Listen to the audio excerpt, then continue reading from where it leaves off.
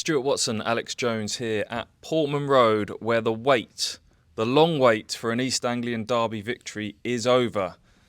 16 plus years. We've discussed it all in the build-up. The pain of which I probably went through a lot of it. Then you rocked up. You've only had two of those games in the Championship where Ipswich couldn't get it over the line. But they did today, and they deserved to, didn't they? They did. I was 8 last time. They did. Sorry, Mark Keith in advance. Yes, 8 years old last time that Ipswich won the East Anglian Derby. I turn 25 next month, so it's been a fair wait.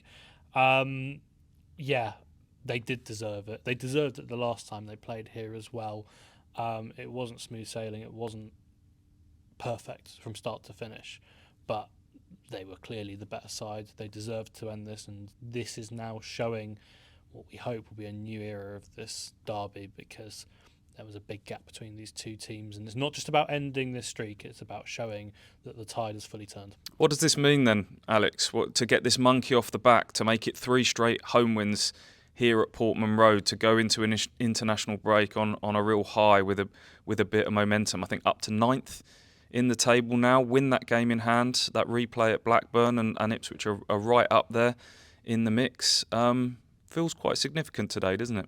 It does. This was a bit of a litmus test, especially with the way it kind of worked in a block of 5, and they've had the home games where they've looked pretty good, and technically one away game, we pretend that Blackburn didn't exist technically, and with the home games they performed really, really well, and that's been something they needed to do, and they got within this block that first home win by beating Sheffield United, tick, and then they've been able to sustain that. You beat Portsmouth, you beat Norwich, then of course beating Norwich you end 16 years, everything that comes within the kind of the microcosm of the derby and the local pride, and trying to swing the momentum that has been so heavily in Norwich's favour for 16 years, and to try and show that they're the team that are starting to tail off, and Ipswich are the team that are building towards doing something special once again, and they're going to be the dominant force, and there's no reason to see that changing for quite a while, and that's what this in kind of that essence means.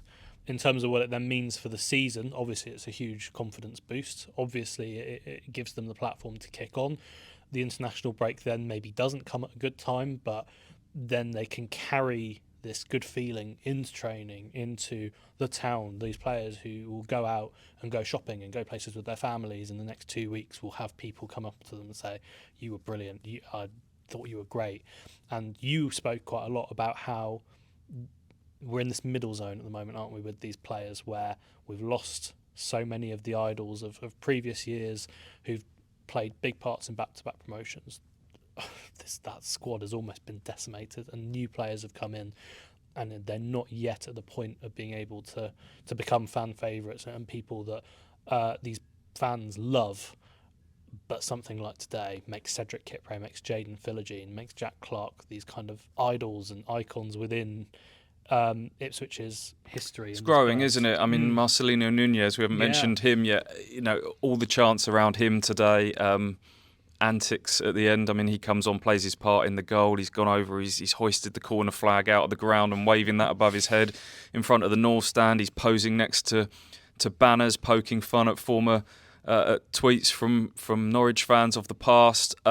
He certainly lent into this kind of almost pantomime villain role. I think Kieran McKenna tried to kind of keep a lid on that post-match and sort of said, he's got a lot of respect for his former club. He's come here as a career choice. Everything you're seeing is just his personality, and he's bubbly and he's wanting to enjoy himself with the new fans. But Ipswich fans now so much more bonded with Nunez, so much more bonded with, as you mentioned, the players that scored the goals today, the players that have played their part in this. Few new chants starting to take hold for players, isn't there? So big step forward in that respect. As Kieran McKenna said, it's going to take experiences, it's going to take last minute winners, it's going to take disappointments as well, it's going to take derby day wins. It's all those things. This group is now, as a collective, going through this whole process again of bonding on and off the pitch, and today is certainly a big step in the right direction. It's feeling quite encouraging since the transfer window was shut, isn't it? But a long way to go in this season certainly we're going to enjoy this international break. And then when we come back, it's a shorter international break. Today's a Sunday, of course. And then we come back on a Friday night against high-flying Middlesbrough away at the Riverside. So we shall see you next up there.